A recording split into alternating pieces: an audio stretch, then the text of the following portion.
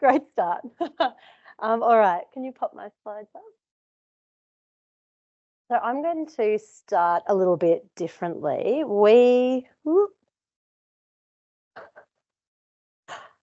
Great tech.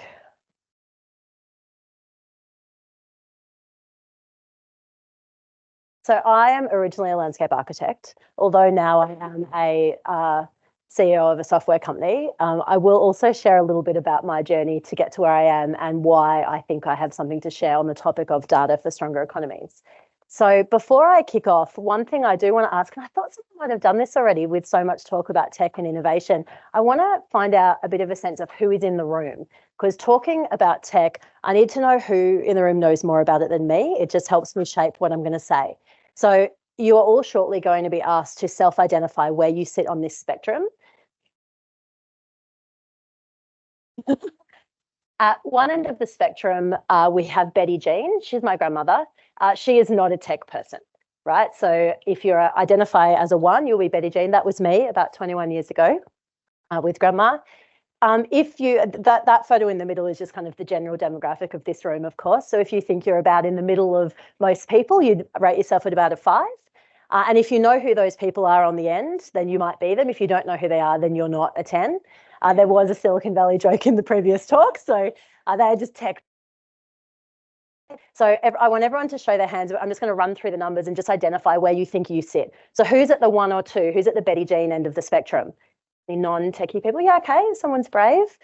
What about in the 4, 5, 6? Who finds themselves kind of a middle runner? Great, that's about half the room. And what about more in the 8s or 9s and 10s? Well, I was kind of jumping around. This is not an analytics exercise, so great. Okay, so most people in the room are sort of at the average or above average end of tech adoption. Okay, great. So to tell you a little bit about my story, originally a landscape architect, trained at QUT, but my background getting into landscape architecture was I'm the kid of an army colonel, and we moved all around the world. So I grew up outside Australia mostly. I ended up in boarding school in Brisbane.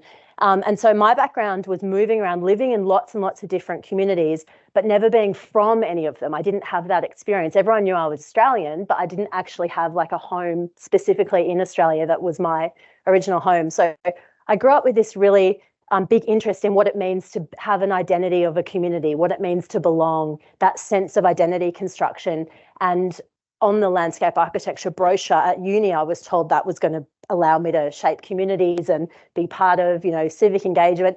The practice for me didn't really feel much like that. I spent the first 10 years of my career working much more on kind of decorating pretty bad architecture. And I'm like, okay, this is not actually how we're going to make change in cities. I wanted to shape communities. I was interested in everything about the system that is our city, but I was quite underwhelmed with the practice of landscape architecture and urban design, that the physical environment itself actually doesn't lead to city shaping outcomes. Often that much more subtle piece, which you guys in this room know about, that's actually where you get stronger communities and where the economy can be shaped.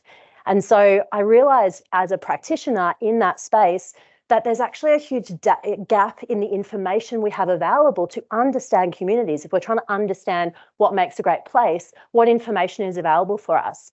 And so I found that as a practitioner, I'm relying heavily on demographic information and physical environment information, or at the other end of the spectrum, and this is increased in sophistication in the last 2 decades, asking the community what they think and feel. And that's a really important part, although it was just an elective you could opt into 20 years ago at QUT. It wasn't seen as mandatory in design back then.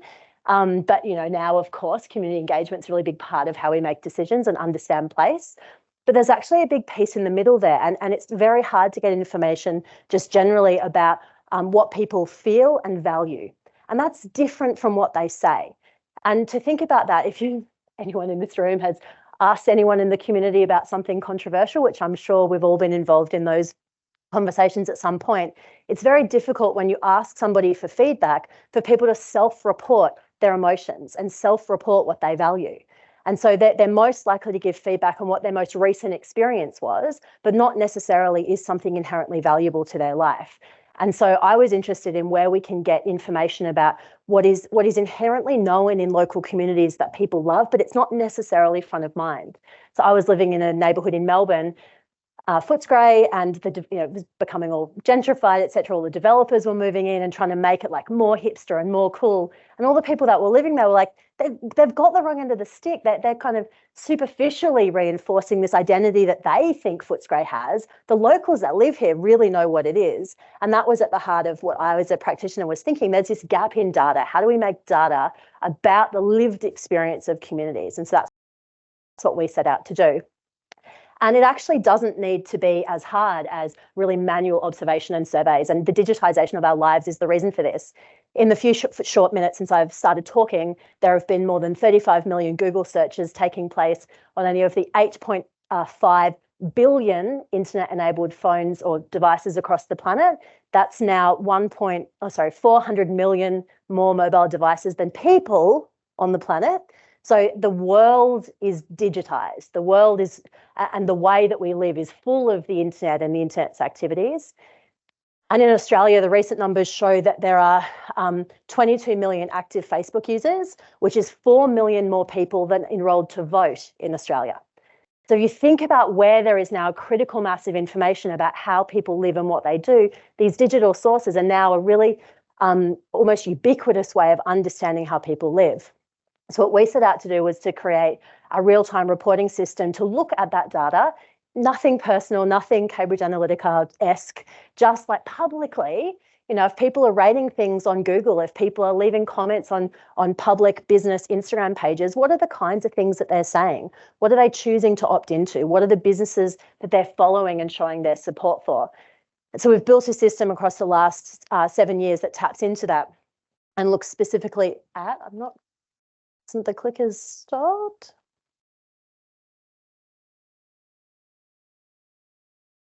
Oh, there we go. So things like who is actually there in a local place, like what is the community that is there?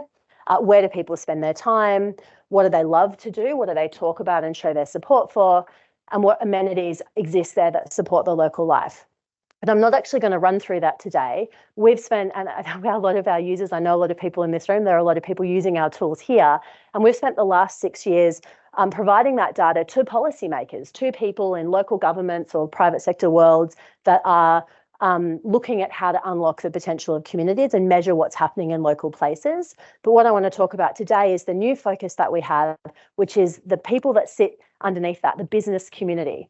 And it's this massive untapped resource of opportunity when it comes to shaping great local places.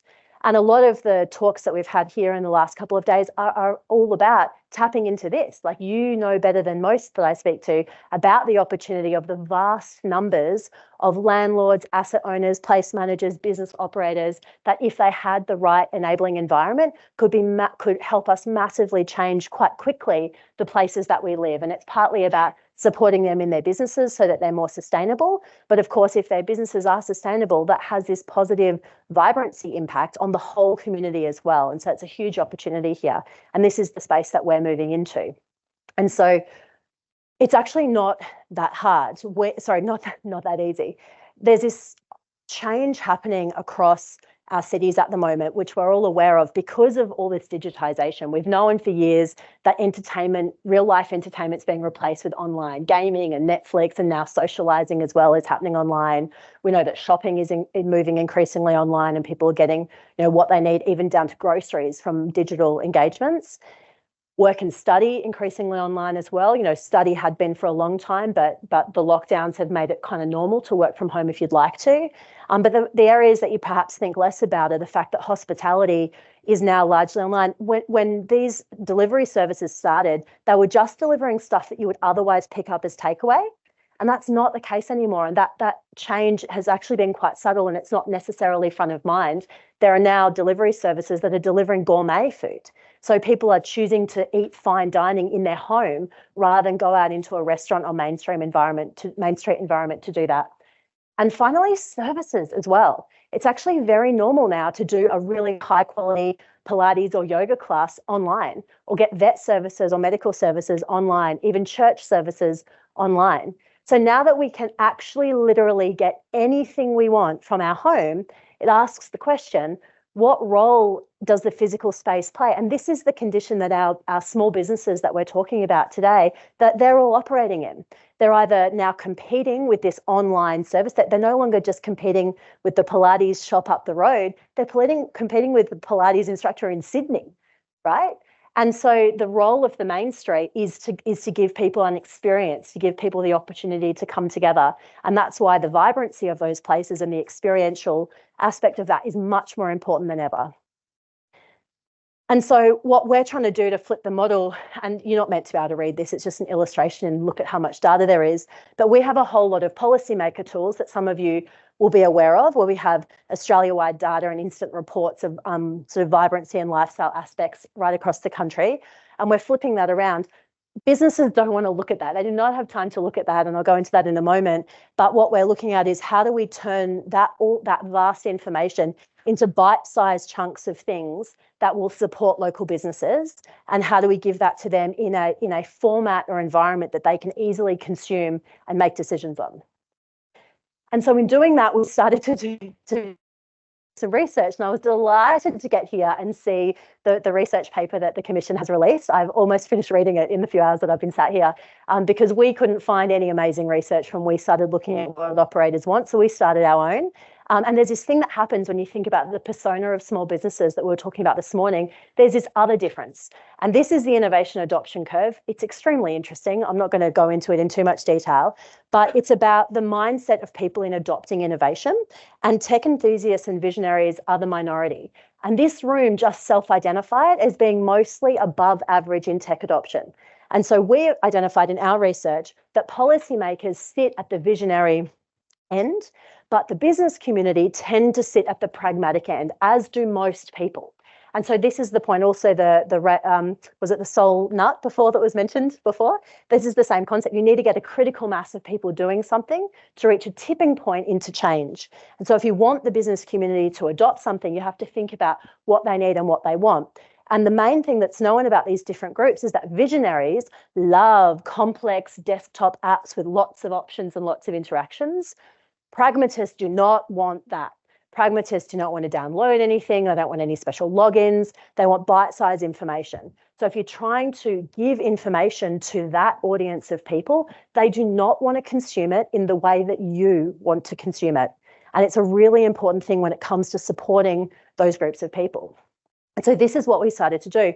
Across the last 2 months, again, I wish we'd known your research was coming out, but we spoke to 300 business operators across Australia, and we looked to ask them, what information do you need to make the most of your retail location, your in real life location?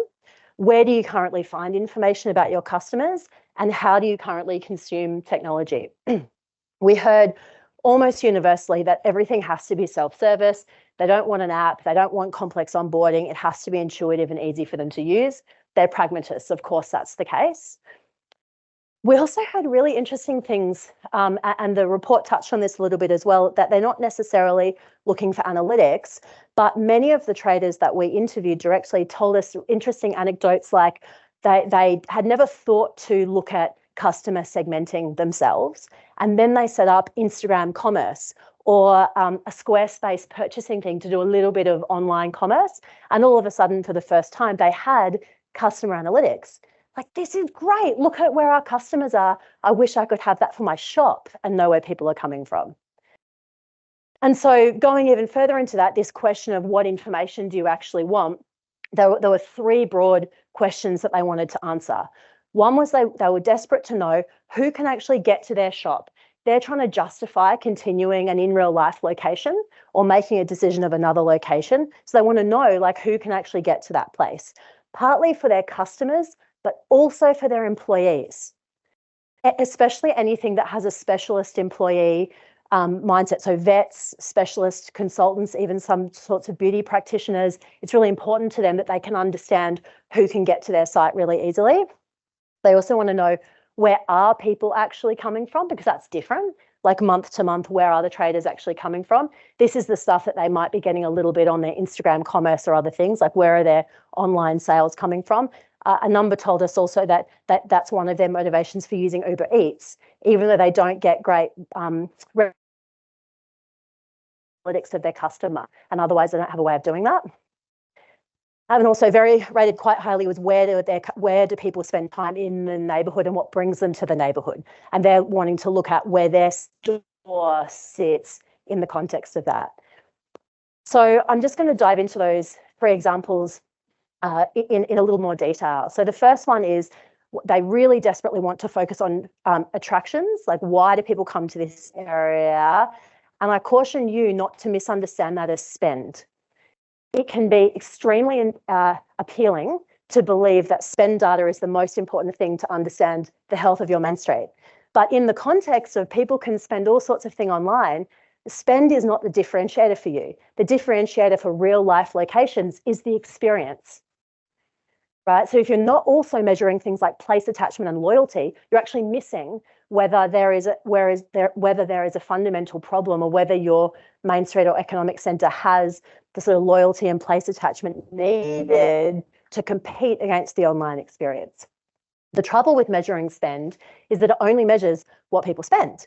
And the things that will come up in data like spend data are things like boating, golfing, horse riding, and cars. They also tend to be the most expensive things that people do and the things that you have to spend on every time you do them.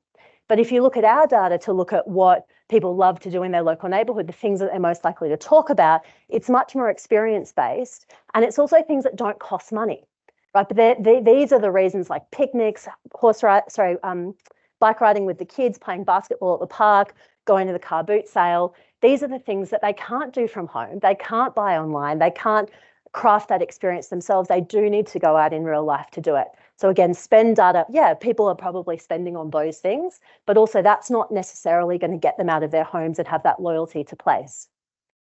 And so our data sets are looking at, how do we say, I've pulled up Toowoomba's data here from last month. This is Toowoomba, all the things in there that people love. Those are the top 10 places in central Toowoomba last month that brought people into that area. That's the activity hotspot. And we filter it by like, what are the main destinations, the main community services, and then day, night, weekend, week. Sort of extremely accessible now. I think I forgot to mention it's free as well. So I'm showing you here, you can create a free account and have a look at monthly data right now. This is an interesting example of the same type of thinking in Brisbane, in Kenmore. This is Kenmore Village, which is one of the shopping centres, and looking at all the destinations around there, only one of the main destinations is actually in the shopping centre. The rest of the main reasons that people are coming are outside that centre.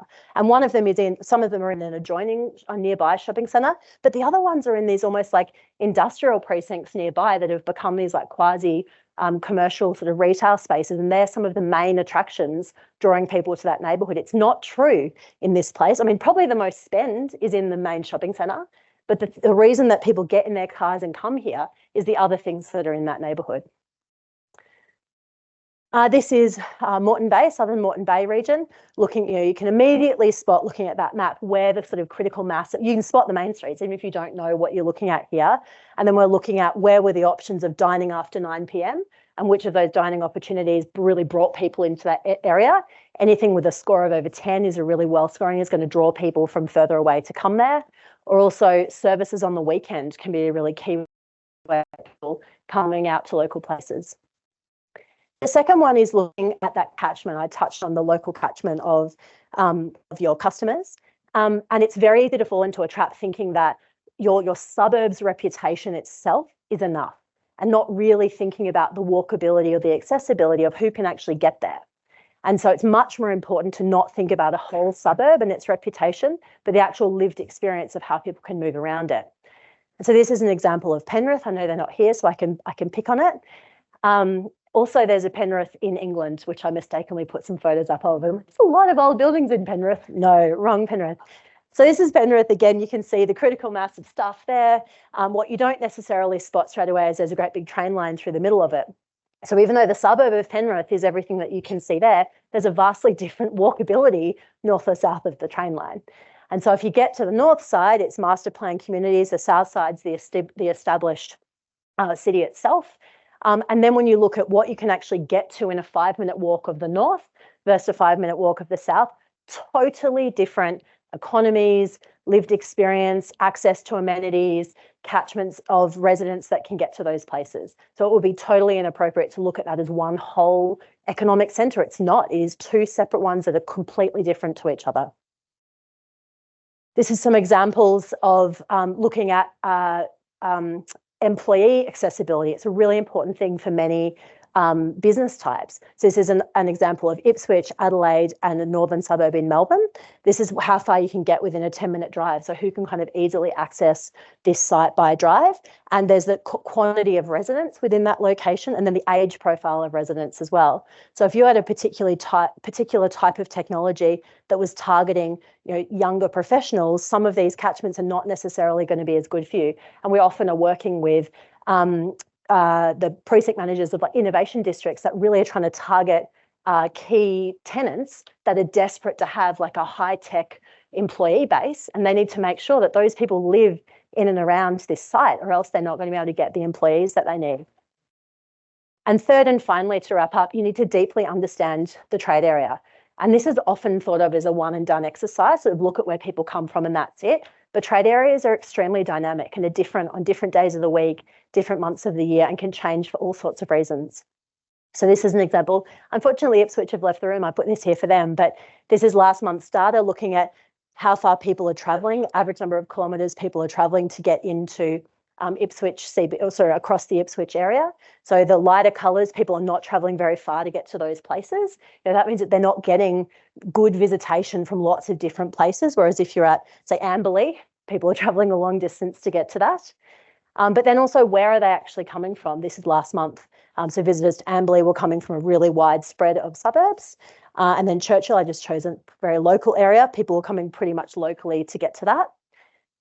And the flip side of that is, where are you losing your residents to? Because your small businesses care about that. They should be having access from their local resident community. And so if your suburb is regularly losing residents to other places, there's this sort of spend leakage that could be happening to these other locations. So here in Ipswich, West Ipswich, people are staying super local. But down in Ripley, people are leaving regularly. There's not much of an economic centre there, so that makes a lot of sense. And so that's it. That's what I want to recap is, spend isn't the whole picture. Look at top attractions. Really deeply understand the accessibility of a site to understand its opportunity. And then also make sure you examine the trade area. You can create a free account. There's things we do take your money for, but most of our local government users have free accounts and are looking at monthly LGA data every month. Thank you. I'm happy to take questions.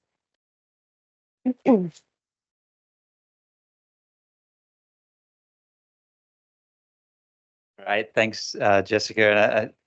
It is one of those things, isn't it? It's one piece of data like the spending doesn't give you necessarily the true picture, and it's that deeper dive. And so it's great that it's free too. I don't know how you do it, but I'm glad you do. But we'll be having a quick look at it when we get back to the office, I'm sure. Have we got any questions for Jessica on Neighbourlytics or place-based data? Everyone's just putting their phones on flight mode.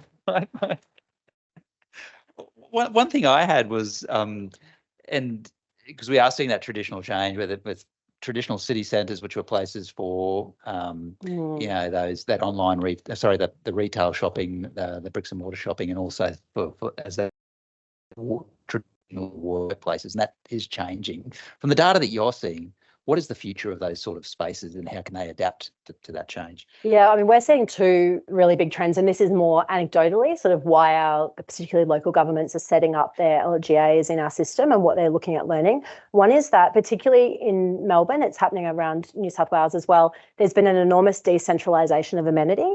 So yes, the CBDs have been hollowed out, but that really high quality amenity has moved to the suburbs, to places that never could get a brewery and a great hairdresser and a great, Pilates, Reformer Pilates is all over suburban Melbourne. You could never, don't even know what that is, but it's the fancy Pilates is out in regional Victoria now, because people can work from home and have moved. And so we get this decentralisation of amenity.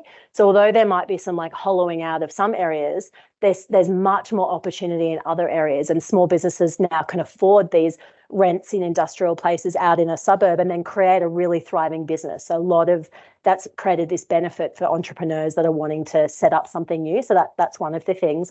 The other aspect to that is that we see a lot of businesses that are really successful in online are really wanting to move to an in real life premises because they have such a great loyal customer base, but they don't know anything about how to then understand the real life customer. So there's a lot of examples in Melbourne, for example, of great online fashion retailers that have become really successful. And you'd think, well, they don't need a retail store. There's no way. But because they have such a loyal following, they want to make the most of the fact that their customers love them, right? So they have these like demonstration stores, flagship stores that people can come in and experience and meet them, and it's made their brands go through the roof. So it's counterintuitive. You think a great online brand is not going to want an in real life store, but it's the other way around. Those traders, because often they're kind of social media centric entrepreneurs, they have no experience in navigating retail commercial leases from an independent landlord and need a lot of help to do that.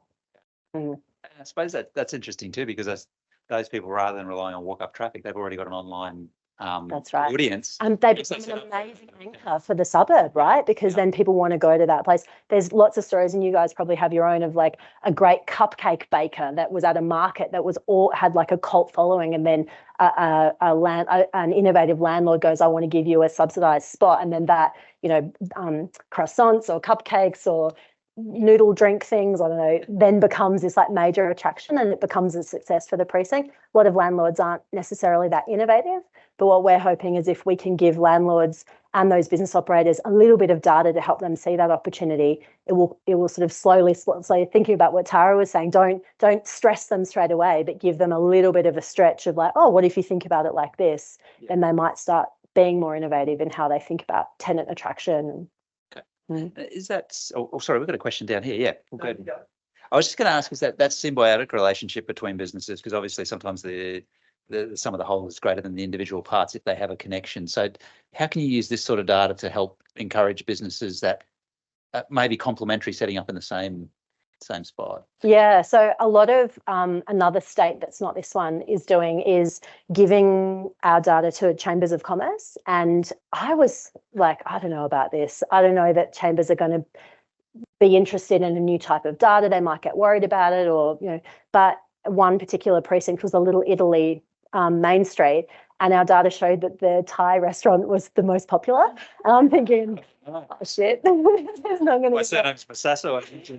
But instead, what they did, they all sat down and looked at it, and they brought a much more curious mindset, like more inquisitiveness to the data than I've seen policymakers do. And they all looked at, well, why? And then they realised that's the only vendor open on a Monday, right? And it does heaps of promotions, and it sponsors one of the local music competitions, and actually it really, really tried to embed itself in the community, much more than the sort of, thinking of the personas this morning, perhaps much more than the traditionalists who were like, no, we've got this. And so that the traders, from talking to one another, learnt themselves why that Thai restaurant actually had done really well, and go like, yeah, that's cool. Maybe we should open on a Monday once and see what happens. And, Yep, get it.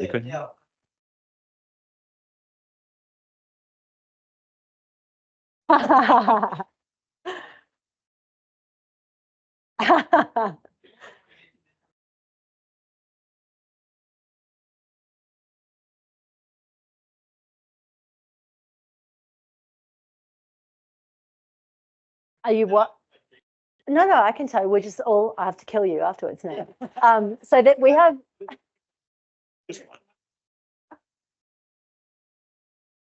Yeah. So there's 4 types of data that we ingest. We've got about 20 different sources, but there's 4 different types that we're interested in. One is mobile phone movement data. So we get that from app pings, not from telco data. Some people might know the difference. Telco is when individual phones are tracked. It's when you buy data from Telstra.